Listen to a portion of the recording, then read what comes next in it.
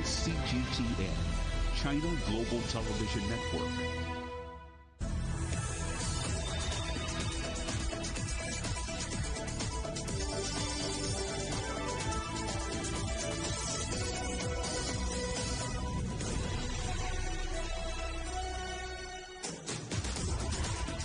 Hello and welcome to Global Business Europe, live from CGTN in London. I'm Jamie Owen. And I'm Robin Dwyer. Our top stories. China overtakes the United States as Europe's top trading partner for the first time. Our other headlines: a court rules against the Dutch government's curfew that sparked several days of riots by anti-lockdown protesters. Are your skills out of this world? The recruitment drive for the next generation of astronauts. And do you know where your food really comes from? The row about traceability in your shopping. China overtook the United States as the EU's largest trading partner last year. Exports from the EU to China increased 2.2%, driven by sales of European products, particularly in the automotive and luxury goods sectors, while China's exports to Europe increased 5.6%, benefiting from strong demand for medical, personal protective gear and electronics. Meanwhile, EU exports to the United States fell by 13.2% in the same period, with imports down 8.2%. Transatlantic trade has been impaired by a series of tit-for-tat tariffs initially instigated by the Trump administration. And the year in which Britain officially left the EU saw trade plummet, with EU exports down 13.2% and imports down 13.9%. This despite the transition period to blunt the effects of Brexit until the 31st of December. Well, Michele Garacci is a former Under-Secretary of State at Italy's Ministry of Economic Development. I asked him what he made of China overtaking the United States as Europe's leading trading partner. It is a very important symbol of China regaining its status in the world economy as the biggest economy in the world. Because let's not forget, over the last 2,000 years, Chinese economy has always been one of the biggest in the world. Now, if we only look at the last 150 years, maybe we see the rise of China. But rather than the rise of China, I see as China regaining the role that has always been its in the history of mankind. And so this is a symbolic way that now China does more business with Europe than Europe does with the United States. And this also, if I may, represents not just the growth in the Chinese economy, but in the rest of Asia. And so indeed, Europe now looks at East with stronger and stronger interest. However, these figures are simply a snapshot of time when the world was plunged into a global pandemic. Global trade has taken a hammering. Are we going to see this as the new norm, or can we expect a reset back to things as they were? In terms of trade, if we divide into trade of goods and trade of services, I think goods will suffer a little bit because shipping containers do need a little bit of going back to the world pre-COVID. That is not going to happen anytime soon, I fear. But in terms of services, for example, digital services, transaction on the internet, I think this is going very, very well. So we have there's two sides of trade, one that is suffering a little bit, the goods side, and the other one, the service side, that is actually flourishing. And once again, Asia is dominating this sector with online payment. We have companies like WeChat, Alipay, the rest in Korea and Japan. So I think this is another shift, not just a geographic shift to the east, but also a technology shift that will further accelerate the repositioning of Asia in the global economy, that will make it even stronger. What difference will the new Biden administration make to global trade, in particular to US-EU trade? Because, as we know, the Trump administration saw a long period of a tit-for-tat trade war. You know, with Trump, indeed, Europe was under pressure because the Trump administration was looking at narrowing the trade gap with all countries. And Europe did and does enjoy a trade surplus with the United States. So it sells more to the US than the US buys from Europe. And this was not acceptable for Trump. Now, Biden understands that deficit or surplus do not matter so much, and so he will have a little bit, he will give Europe a little bit of an easier life in terms of trade. He will not impose, like Trump was doing, sanctions for Airbus, for forcing Europe to buy more American goods. It's less of buy America. Having said that, Biden is more ideological than Trump, so he's more free market for liberal trade, and that will put pressure on in Europe, in the countries, for example, like Italy, that do not react very well to these forces of globalization, because there are some economies in Europe, like the Northern European, that are very open market. They will benefit from this free trade, the liberal push that Joe Biden will give. But other countries, and I'm thinking of the Mediterranean countries, including my own, will actually risk to suffer. So we win on one side, we don't have the pressure of trade surplus, but now we need to really, let's say, wake up to the new normal of the world and reform our economies. And maybe we have an opportunity now with the new Prime Minister, Mr. Draghi. So I think this is an opportunity also for Italy and other countries in Europe to advance to the year 2020. The trade in vaccines making up an important part of that story. And our next one, Hungary receiving its first batch of the Chinese-made COVID-19 vaccine developed by Sinopharm. The country is the only European Union member so far to approve jabs from China and Russia. Our correspondent Julia Chapman is in Budapest for us. So, Julia, to what extent will having China's vaccine help in Hungary's fight against the pandemic? Well, the Sinopharm vaccine is going to make up a significant part of Hungary's vaccine rollout, because although the country had already started distributing jabs from Moderna, Pfizer and AstraZeneca, it wasn't content with relying on the EU procurement process to ensure that enough Hungarians got vaccinated quickly. And indeed, Hungarian officials have been very critical of the slow pace of the EU's vaccine rollout. That's why its bodies gave emergency approval to other vaccines, including China's Sinopharm and Russia's Sputnik V. And Sputnik V started going into Hungarian arms last week. Sinopharm will get underway very shortly, but the first doses arrived here in Hungary today, and we were there to watch them come off the plane. These are the first doses of a Chinese coronavirus vaccine to arrive in the European Union. 555,000 vials of Sinopharm's shot ready for Hungarian arms. We hope the vaccines can help all the countries in the world, including European countries, to tackle the pandemic and help their people recover health. Prime Minister Viktor Orbán says Sinopharm's is the vaccine he wants for himself. Hungarian opposition groups called the jab's approval rushed, but Sinopharm will make up a large share of Hungary's vaccination campaign. This is the first of 4 scheduled deliveries of Sinopharm's COVID-19 vaccine. By the end of May, Hungary is expected to have 5 million doses, enough to vaccinate a quarter of its population. Hungary is the first EU country to approve vaccines from China and Russia.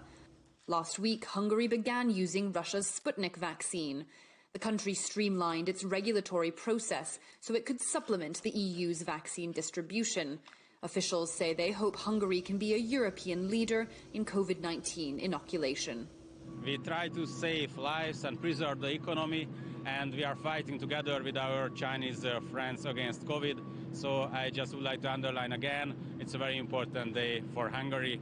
These doses will now undergo checks by Hungarian health officials.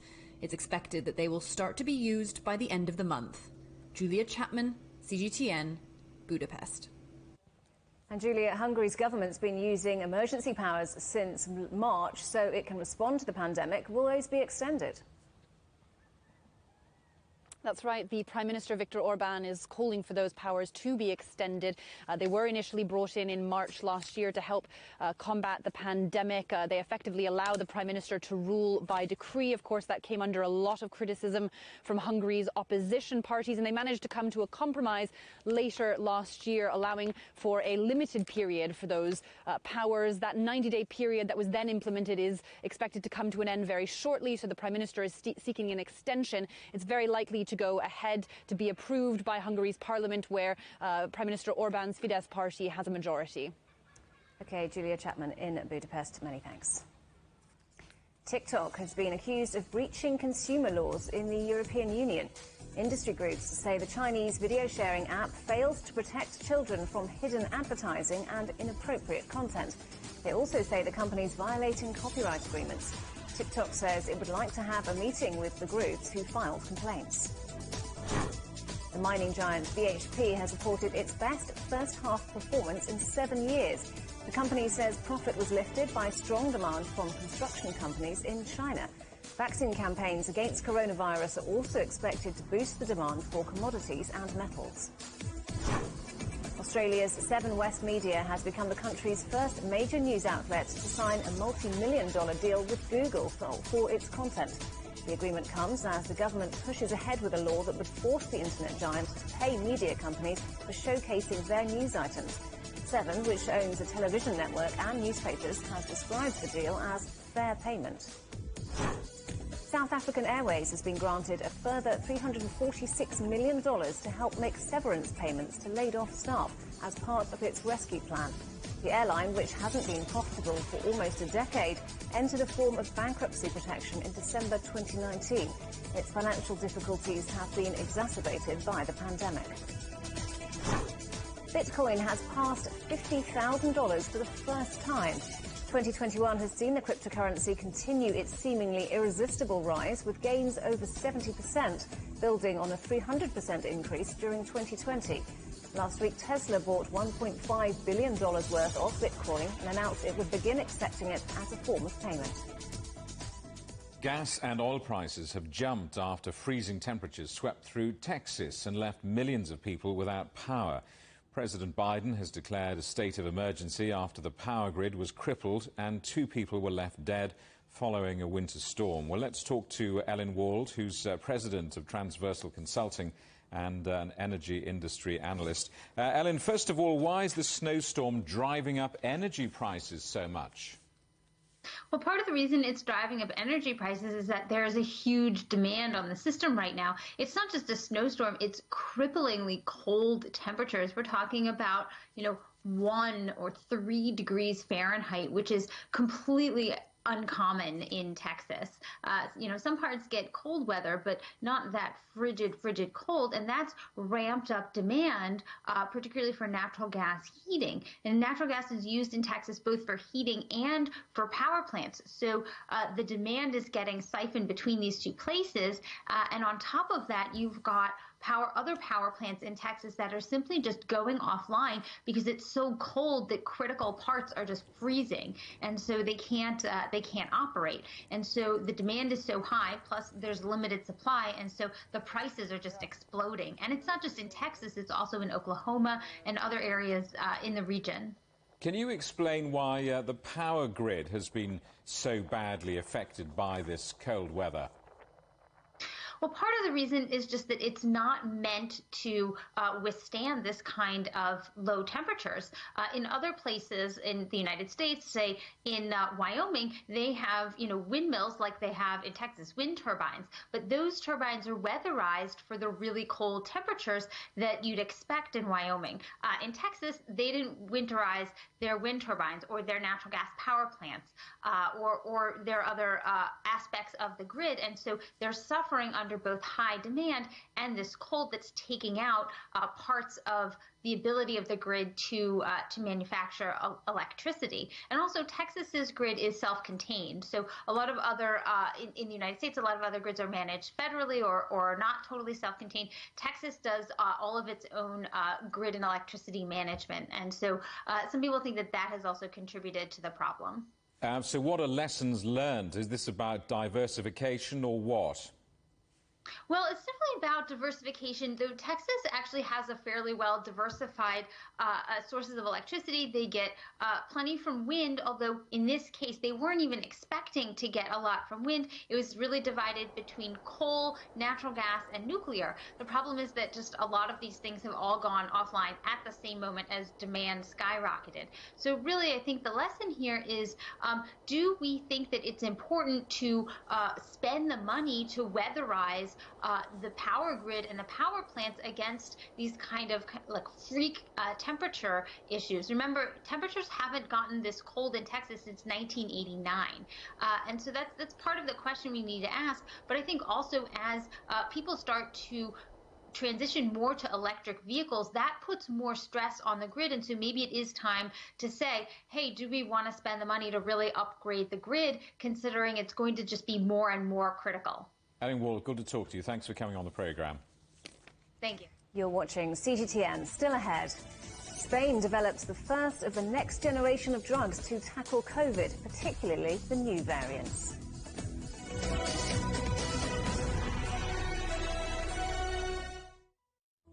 Search CGTN Europe wherever you get your podcasts to subscribe to the Agenda podcast. The Agenda with me, Stephen Cole, always gets to the heart of the story.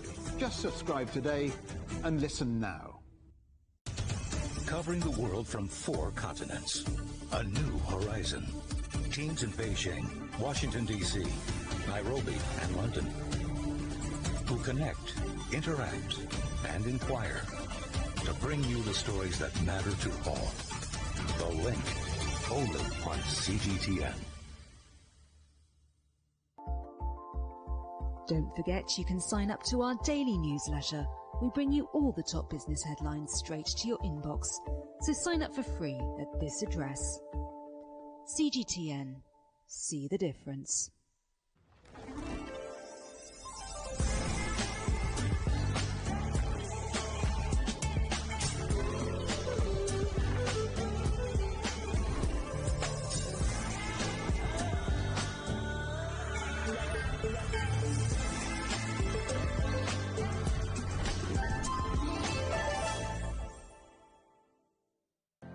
Mari, what would you say is a good question?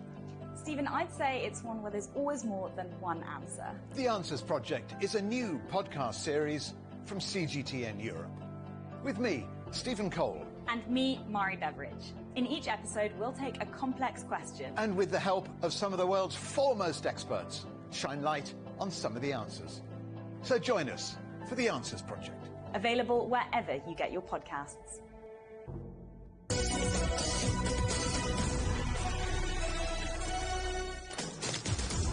Hello, welcome back to Global Business Europe. A Dutch court has ordered the government to end the curfew imposed to fight coronavirus because it breaches the right to free movement. The curfew, which was extended last week until March, sparked days of protests by anti-lockdown rioters. Despite the court ruling, the Prime Minister is urging people to follow the curfew. Let's talk to our correspondent, Stefan de Vries, who joins us now. Stefan, tell us more about this court case. Well, the case was brought to court by a group called Virus Truth, a group that has been fighting against the measures to stop the spread of the coronavirus in the Netherlands for quite a while. So they brought this case to the court, and the court this morning ruled that actually the curfew was about to suspend it immediately. So the court ruled in their favor. The government, of course, was hugely disappointed and decided to appeal. And this appeal was supposed to be judged this afternoon, right now as we speak. But a few moments ago, the court in The Hague has suspended its session because the plaintiff has exercised its right to substitute the court. So it's becoming a legal soap opera, and it's not quite clear what's going to happen with the curfew tonight at 9 p.m. here in the Netherlands. Stefan, signs of bitter divisions because of the strength of those anti-lockdown protests just a few weeks ago. Yes, absolutely. The group that actually brought this case to court was also one of the main leaders in the protests and riots a couple of weeks ago in the Netherlands. So they have been fighting the measures of the government for quite a while. But the problem is now that the government is quite embarrassed because the judgment of today, this morning, was actually based on purely a legal reasons. So basically the government made a mistake when they introduced the curfew, a legal mistake, and that's the reason why the curfew is now suspended.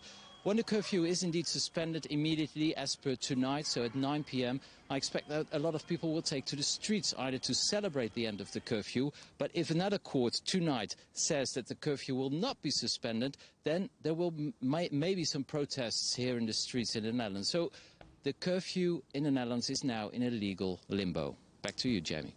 Stefan de Vries, thank you very much indeed. A Spanish pharmaceutical company has developed what could be the next generation of drugs aimed at controlling the pandemic. It's hoped the new drug will be more effective in combating the new mutations of COVID. Rahul Pathak reports from Madrid. The vaccination rollout has been front and centre in the global fight against coronavirus. However, in recent months, significant progress has been made in another field, antiviral medicine. Antiviral drugs are used to treat patients already infected. Here in Spain, they've made a promising breakthrough with a drug originally designed to treat cancer patients. Plitidepsin is different because it inhibits the human protein that is needed by the virus to replicate. Other antivirals have instead focused on the virus itself. By targeting its ability to replicate, the virus cannot function and spread in the same way. This means that symptoms like lung inflammation and other adverse reactions are massively reduced. A study by the University of California, San Francisco has been peer-reviewed and initial human trials have been successful. Now, this latest study has shown that plitidepsin is nearly 30 times more effective at fighting the virus than the current market leader, remdesivir, and potentially that could be a real game changer.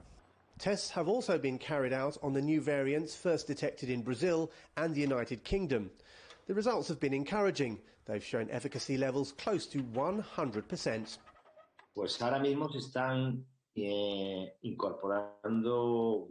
Right now, we're preparing to start phase 3 trials. It will take some time. We're hoping to get emergency permits like those issued with the vaccine. With COVID, every day or week that we can be ahead of the pandemic will have a huge effect on both our health and the economy.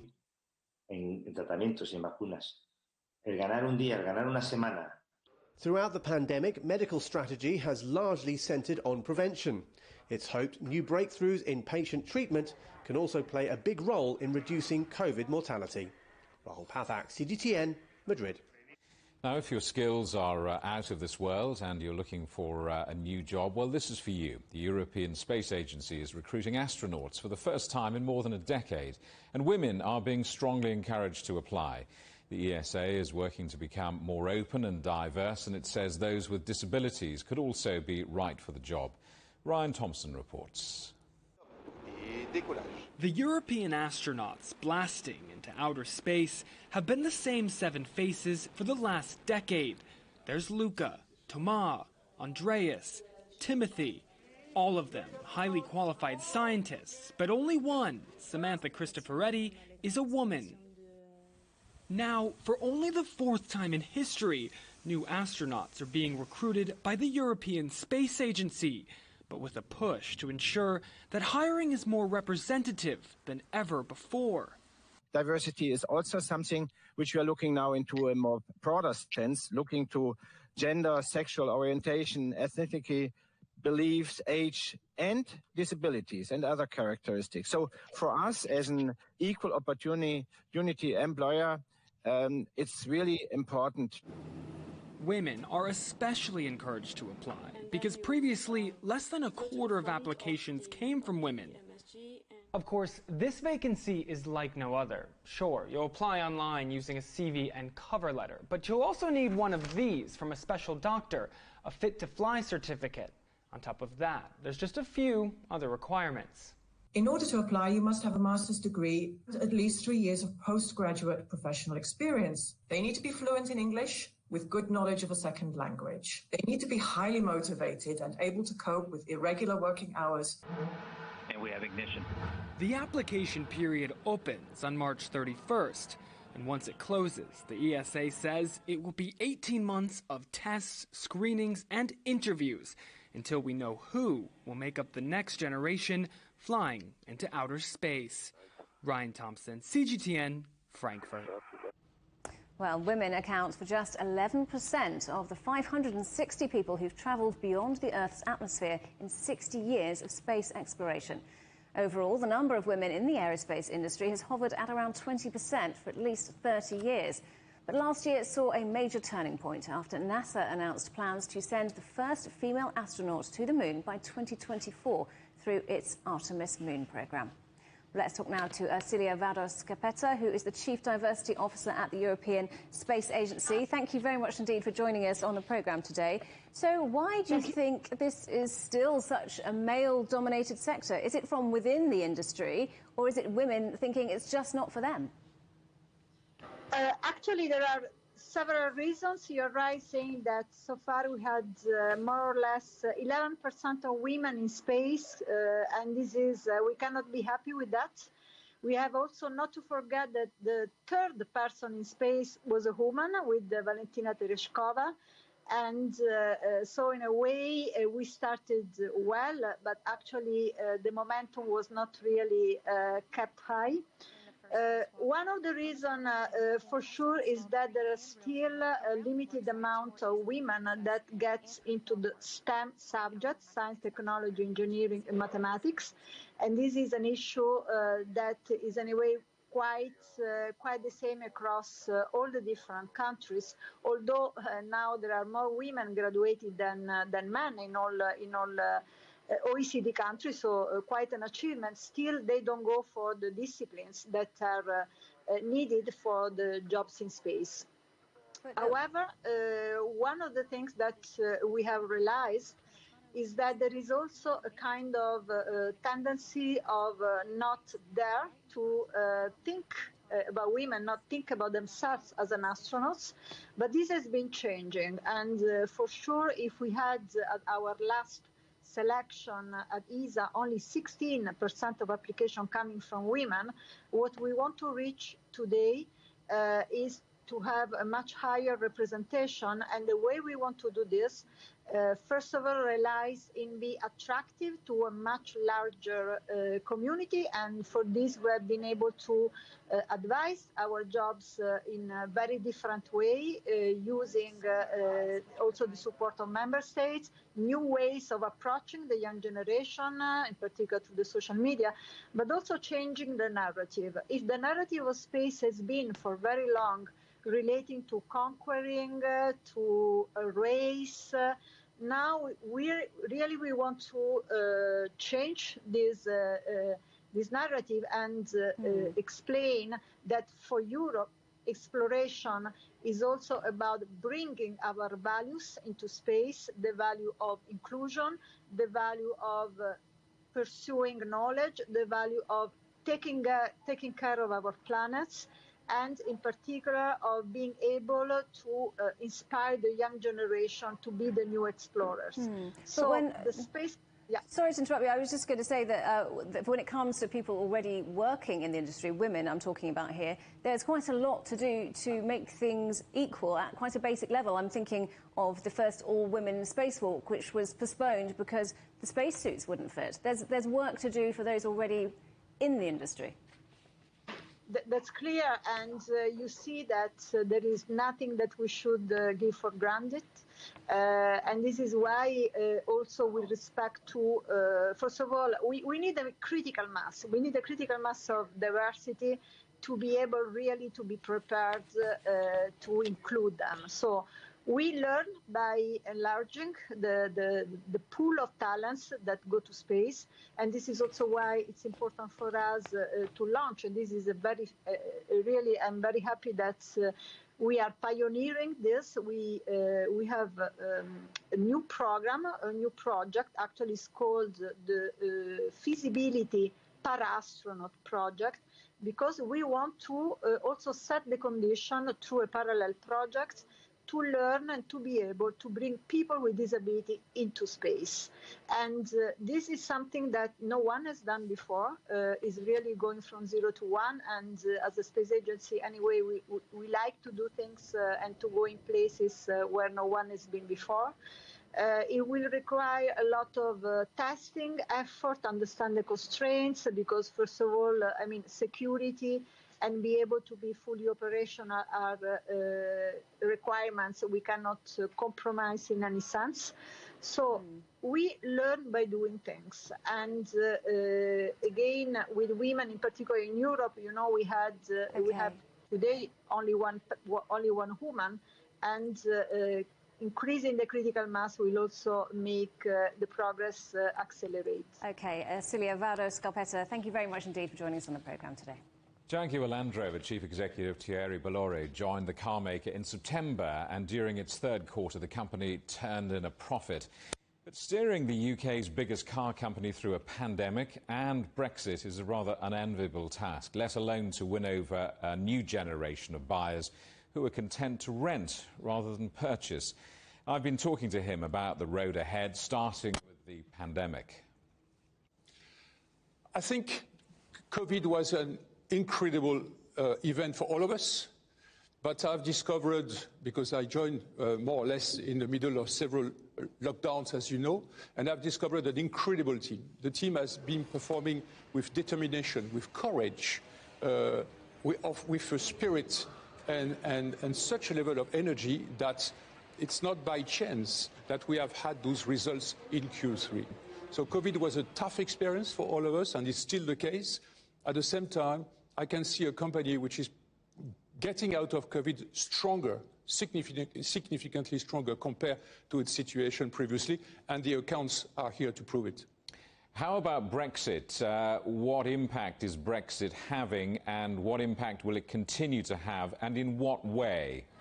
Well, the Brexit, I can tell you at Christmas, when the news was public, it was a Christmas gift for us due to the situation. So at the moment, of course, we are finding a new balance with some of our suppliers through the borders. It's getting better and better. So we are very confident that in the coming weeks, we are going to be as seamless as we used to be, in a different setup, no doubt. But at the end of the day, we are very confident. I want to ask you a big, wider question about your new customers over the next 10 years. The world wants green, clean, sustainable cars. A whole generation of people are happy to rent vehicles. I wonder if the global car market really, in the future, needs a huge, great big truck clogging up crowded cities. You know, it all depends where on which domain, on which field you are really playing your party. The reality is that, Land Rover is more and more going to become, as I said, modern luxury by design. New Jaguar will be as well in that field. Very desirable cars, very desirable experiences. And for our customers, I'm not sure we are going to face what you are expressing at the moment, because they have multiple needs and they have multiple ways of getting in the mobility. And, the point is that we want them to prefer our cars and our services in the future to make their mobility and their journey happen among a multiple array of choices. You are right. You're watching CGTN. Still ahead, Myanmar and its migrants. We'll be reporting on the country's workers overseas, worried about the turmoil back home.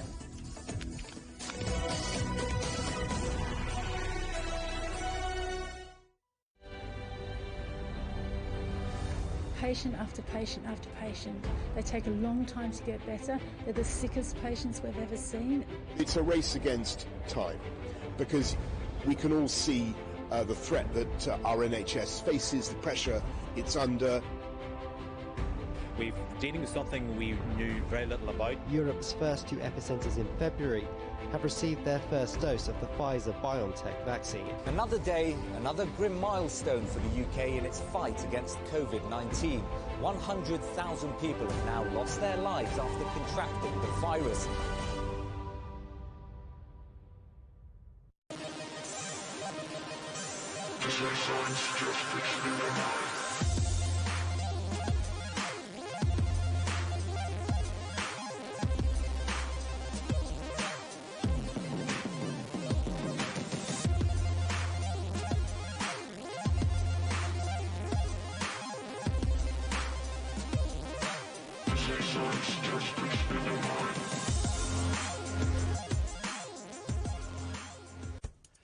On the agenda with me, Stephen Cole, we look up into space.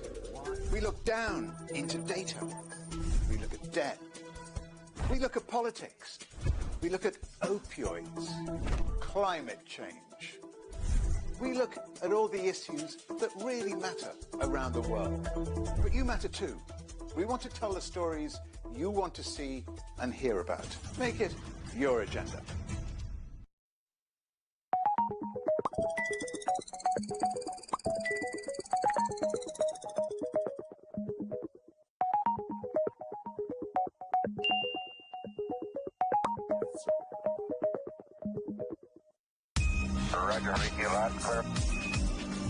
We can try out the wild and crazy ideas. Nothing can stop an idea whose time is coming. This idea is coming. I actually feel quite comfortable in isolation. We should all be very busy when we're trying to save the world. Oh, no. We hope it will happen.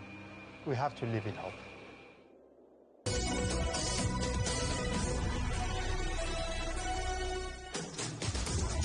Hello, welcome back to Global Business Europe with Jamie Owen and Robin Dwyer. Our top stories: China overtakes the United States as Europe's top trading partner for the first time.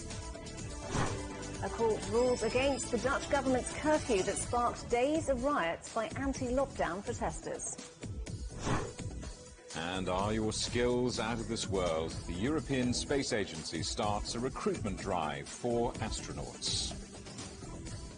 In France, the lower house of parliament is voting on the so-called anti-separatism bill. The legislation put forward by President Emmanuel Macron's government is aimed at protecting the country's secular system.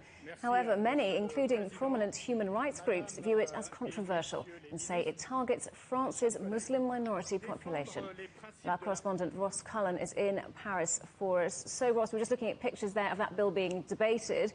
Is it likely to be passed, and what will it mean?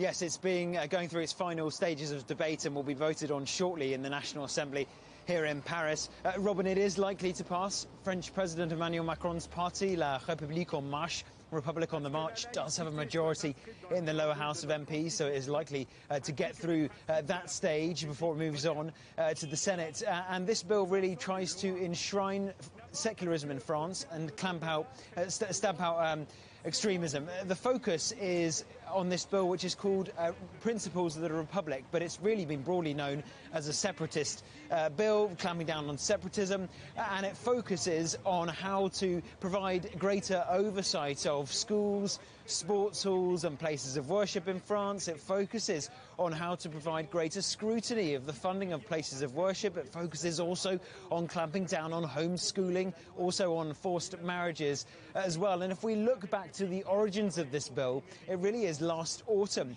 with the terror attacks that took place here in France, which French President Emmanuel Macron blamed on radical Islamism. Those two words don't appear in the bill, but that is, in all but name, it is focused on trying to stamp out radical Islamism. Those terror attacks, which began in October with the non-fatal stabbing, wounding of two people outside the old offices of Charlie Hebdo, a satirical magazine here in France, which has regularly published cartoons of the Prophet Muhammad.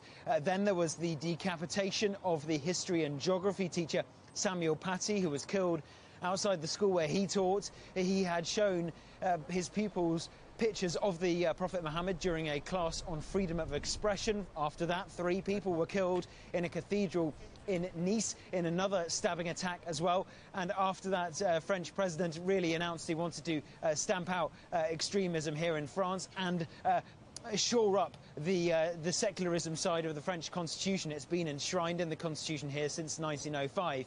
But his bill has been criticised on both sides of the political spectrum. There have been criticisms on the right that it doesn't go far enough, on the left that it goes too far. Also, criticisms within the Muslim community saying that this is something that we broadly agree with. We also want to stamp out hatred and rhetoric that is taking place within some portions of our community, but others saying it does unfairly target the Muslim community. But this is part of a drive now by French President Emmanuel Macron to try to shore up domestic policy successes ahead of the French presidential election, which will be taking place in just over a year.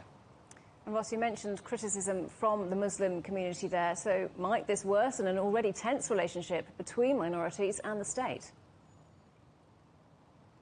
Yes, a tense relationship indeed, but one that President Macron has been trying to shore up and show that he does listen to all sides in this debate. But the criticisms come from a broader range of policies. If we look at also what happened at the end of last year with his comprehensive security bill, which would increase police powers and potentially allow for fines of people filming the police, that has also come in for criticism as part of maybe a focus and a push towards the right within his government.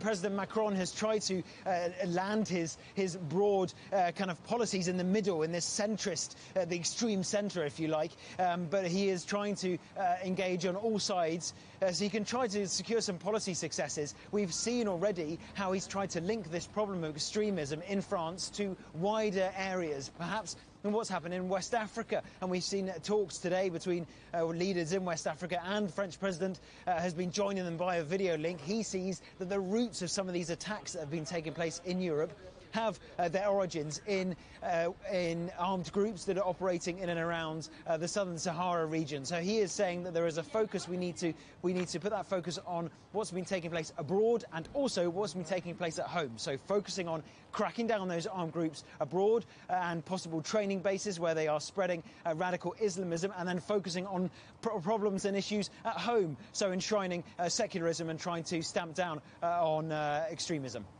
Ross Cullen in Paris, thanks very much. Well, as Ross mentioned there, France also announced that its peacekeeping presence in West Africa will continue, but its strategy of engagement will change. President Macron was speaking after a security summit for the Sahel region. Our objective is not to fight against all groups that can exist in the region. That will be a never-ending war. Our objective is to fight against identified terrorist groups who threaten the stability of sovereign states in the region and the security of the people. Russian opposition leader Alexei Navalny was back in court on Tuesday as state prosecutors called for him to be fined $13,000 for alleged slander against a World War II veteran. The verdict, which Navalny describes as politically motivated, will be announced on Saturday. That's the same day that Navalny is due to appeal against the 3-year jail sentence given earlier this month for parole violations. Greece, normally a sun-kissed holiday destination, has seen its heaviest snowfall in 12 years. The cold front has brought power cuts, transport disruption, and left people trapped in their homes. Temperatures fell to minus 20 degrees Celsius on Saturday in northern Greece, with Athens blanketed by rare snowfall. The newly appointed Director General of the World Trade Organization says it won't be business as usual when she takes office on the 1st of March. Ngozi Okonjo-Iweala made history, becoming the first woman and first African to head the WTO. She takes over during a challenging time, with the organization fighting to remain relevant amid growing protectionism and trade tensions. She says her priority will be the economic and health fallouts from the pandemic. The incoming boss wants efforts to lift export restrictions on medical supplies accelerated and issued a warning against vaccine nationalism. No one is safe until everyone is safe. I know now everyone is saying it. I don't want it to become a routine saying, because it's absolutely true. I mean, vaccine nationalism at this time just will not pay, because the variants are coming. If other countries are not immunized, it will just be a blowback. So we have to think of working together in global solidarity. That's the first. On the public health side, it's unconscionable that people will be dying elsewhere and countries waiting in a queue when we have the technology. And for a full background on Ngozi Okonjo-Iweala and her groundbreaking appointment as the first woman and the first African to head the WTO, go to our website at europe.cgtn.com. And remember, CGTN is available to watch for free on all the major digital platforms, on Smart TV or online on Roku, Apple TV, Amazon Fire and Android TV, on YouTube and Dailymotion, as well as CGTN.com and the CGTN app. In Japan, a hospital in Tokyo has received its first batch of COVID-19 vaccines ahead of the start of the country's inoculation drive on Wednesday. The government approved the Pfizer-BioNTech jab on Sunday. The country is grappling with a third wave of infections.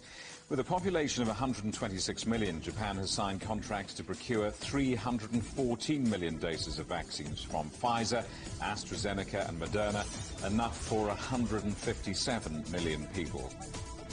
Australia has approved the Oxford University AstraZeneca coronavirus vaccine. The country's regulator says the vaccine can be administered to any age group. Other countries, like France and Germany, have said the jab should not be given to older people due to a lack of evidence.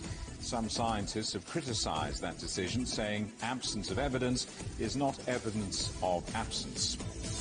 New Zealand's Prime Minister has accused Australia of exporting its problems by cancelling the citizenship of a woman who allegedly joined Islamic State in Syria. Jacinda Ardern says the mother of two, who has dual citizenship, left New Zealand for Australia when she was 6 years old and travelled to Syria on an Australian passport. So I think New Zealand, frankly, is tired of having Australia export its problems. But now there are two children involved. And so we have to resolve this issue with the interest of those children in mind. Well, my job is Australia's interest. That's my job. And it's my job as the Australian Prime Minister to put Australia's national security interests first. So I think all Australians would agree with that. Australian Prime Minister Scott Morrison has also apologised to a woman who alleges she was raped in the Parliament building by a former colleague in 2019. Saying he was heeding advice from his wife, Morrison promised an investigation into allegations made by Brittany Higgins after initially defending not looking into the matter earlier.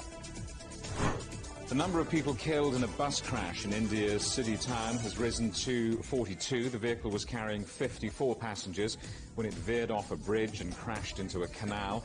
The police say 32 bodies have been identified and are being returned to their hometowns. Prime Minister Narendra Modi expressed his condolences, describing the incident as horrific. Myanmar's deposed leader Aung San Suu Kyi is facing a second charge of violating the country's national disaster law. She was ousted from power by the military on February the 1st and had already been charged for importing communications devices. The military says it will hold an election and hand over control to the winner. There have been days of protest in Myanmar. The junta has criticised the protesters, accusing them of violence. Well, events in Myanmar are being closely watched by the country's overseas workers. In Thailand, there are around 2.6 million registered migrant workers. Around 80% of those are from Myanmar. For many, the pandemic has brought economic and social hardship, as well as concern for family back home. Desita Saka reports now from Bangkok.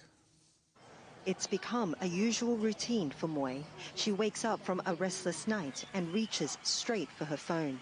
She dials. For more than 1 week, it's been the same response. And for every day that passes, the feeling of helplessness grows. Moy, like the estimated 4 million migrant workers, crossed the porous border and arrived in Thailand bright-eyed with hopes of a better future, a way out of the rising poverty and desperation in Myanmar. And Thailand needs them just as much. Low-wage laborers are the backbone of the economy. They largely toil behind the scenes to keep the country's industries humming.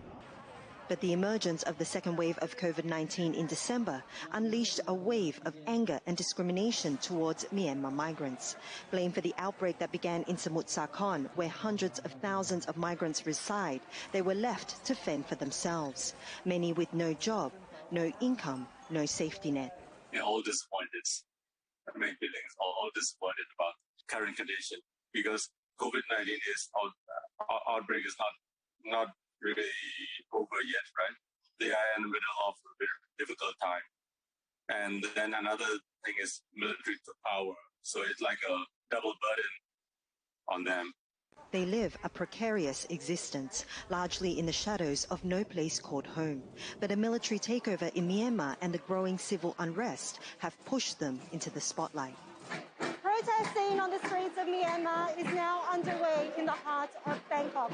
A ban on mass gatherings failing to quell the collective anger.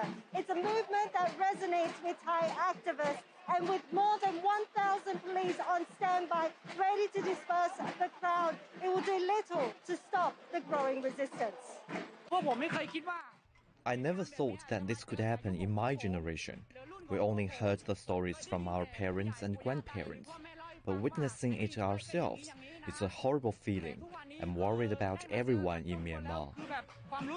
Amid the orchestra of pots and pans, they gather, day in, day out, at risk of the same crackdowns experienced in their own country, feeling they don't have much else left to lose but their voices.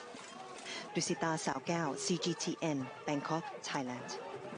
After implementing a carbon dioxide tax and investing heavily in renewable energy, Germany's capital has taken another step in trying to combat climate change by introducing its first pedestrian law. Evangelo Sipsas reports. Whether the traffic lights are green or red, crossing the street in Berlin can be stressful. So the city of Berlin decided to change that by trying to make every journey a stroll in the park. In order to encourage more walking, the Berlin Senate passed a so-called pedestrian law, which focuses on improving traffic and safety conditions for pedestrians while also aiming to help the environment. For the Green Party, the new law is a milestone. Since Germany has joined the Paris climate goal, we as federal states have to work towards that. It's not that we have to, but we want to. Applying this law, we are a step closer in achieving a climate-neutral Berlin before 2050. By changing the Mobility Act, we are protecting the environment. The law amends a previous one from 2018, which noticeably boosted cycling infrastructure around the city and comes with a lengthy to-do list. These include more crosswalks, longer green lights for pedestrians, and safer school routes for kids, while curbs are to be lowered to make them more wheelchair accessible. Faster modes of transport have enjoyed the right-of-way for nearly a century in Germany. That means, generally speaking, pedestrians and cyclists yield to cars and trucks, not the other way around. But that now is due to change. In the 1930s, there was a law enforced which said the people who are slow have to care for the people who are fast, not opposite. One of the main goals of the new law is to help reach the EU's greenhouse gas reduction target by increasing the number of walking journeys by about half, from 27% to 41% by 2030. Over the past few years, the German government has been pushing for a climate-neutral society by imposing a CO2 tax, banning plastic products, and investing in electrical vehicles. Although these measures have been welcomed by green campaigners, activists say that nothing can match walking when it comes to environmental benefits. Electrical cars, there's no pollution, there's no direct pollution, there's no noise, but they don't really solve the problems in cities. Battery of a Tesla weighs about 600 kilos. That's as much as the whole small car from post-war times. And being heavier means using up more energy. So people talk about an ecological footprint. We say, and traffic, that's nonsense. It's no footprint. It's a wire print, but foots have no ecological print walking. And so it makes sense to put more people on feet. Berlin wants to emulate other European cities such as Oslo and Copenhagen, where pedestrian needs have been a priority for almost a decade. There is a sense among activists that the German capital has a lot of catching up to do. Evangelo Sipsas for CGTN, Berlin. Now, do you know where your food really comes from? A scandal in Hong Kong has put the question of traceability in the spotlight. But as technology revolutionises the food industry, misleading packaging may become a thing of the past. Michelle Hennessy explains. Lunar New Year is peak season for this orchard in Tasmania. Its juicy cherries are ready just in time for the holiday and are a popular gift in Asia during the celebrations. But it's not just consumers who are after premium fruits. Howard Hansen says counterfeiters have long been trying to cash in on his product. It's occurring without our knowledge, and it's very hard to ascertain how much of it is going on. We've been aware of it for 12 to 15 years. And at times we've been suspicious that up to 10 times the amount of product that we actually grow is being sold into one of our brands. The orchard's biggest export market is Hong Kong. An authentic box like this one can cost around $70 in the city. And Hansen thinks scammers are trying to profit off of replicating his packaging, but putting far cheaper produce inside. He's now turning to technology developed here in Hong Kong to help keep his products safe. Good Talent Creation is digitizing the trade. They say their new app has already detected more than 100 suspicious cherry boxes since launching last month. You just scan the QR code, and then you will know that this product is authenticated, and there are the brands and the origin and also the activation date. The date means the date of this product arrived in Hong Kong. Authorities recently seized another 196 boxes from a store, all suspected of being counterfeits. Hansen says being able to track every authentic box with their new labels helped prove their case. It's far harder to know the origin and journey of counterfeit foods, an even more troubling concern amid COVID-19 outbreaks. But the tech could also play an important role during the pandemic. Fruit traders Mandy Chan and Leo Chung were early investors in the app. With the technology of the traceability platform, if any batch of any boxes are infected with COVID, our technology could help the fruit and the producer to quickly recall the fruit. The couple also run an agricultural non-profit aimed at increasing standards across the industry. They said the app's ability to log consumer preferences will revolutionize the sector. By having this kind of data, consumer has become a very important stakeholder in the industry too, so that the whole industry can be led by the consumers, not just one-sided by the growers. Demand for technology like this is exploding globally and could have applications in industries like pharmaceuticals and luxury goods too. According to one report, the anti-counterfeit packaging market size is expected to blow past $188 billion by 2025. Helping to protect businesses against counterfeiters and give increasingly savvy consumers more control over what they buy. Michelle Hennessy, CGTN, Hong Kong. And finally, Special Forces police in Austria have brought a little sunshine to children in hospital in Vienna, dressing up as superheroes for International Childhood Cancer Day. The police swapped their usual uniforms to those of some of the world's most famous superheroes, including Spider-Man and Batman, and then abseiled, in some cases face down, the St Anna's Children's Hospital. Delighted children watched on from their hospital rooms. During the pandemic, of course, many children there have had few visitors in hospital. The headlines again. China overtakes the United States as Europe's top trading partner for the first time.